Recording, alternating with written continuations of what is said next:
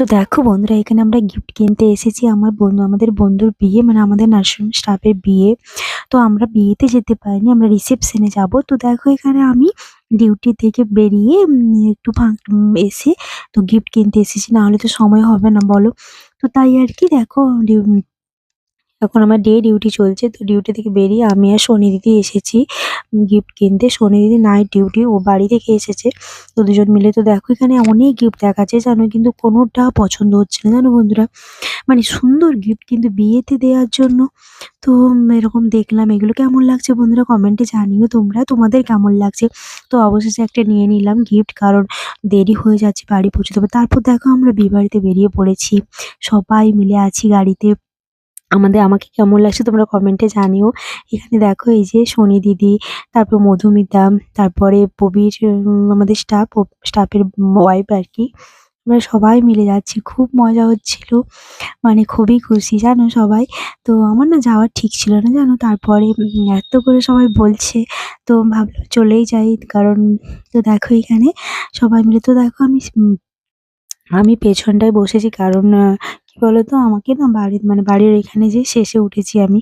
তো ঠিক আছে, কোনো অসুবিধা নেই, খুবই ভালো লাগছিল। তো দেখো এখানে আমাদের এখন ফটো তোলা হচ্ছিল।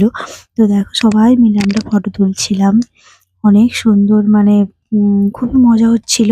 তো আর কি বলতো বন্ধুরা, এত দূরের রাস্তা যে কি বলবো, আমরা যেতেই আছি।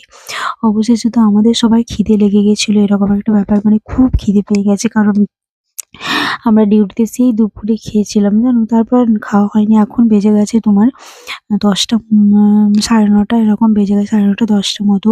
তো তাও আমরা পৌঁছতে পারলাম না, অনেকটা রাস্তা, অনেকটা, মানে যেন শেষই হচ্ছে না এরকম একটা ব্যাপার।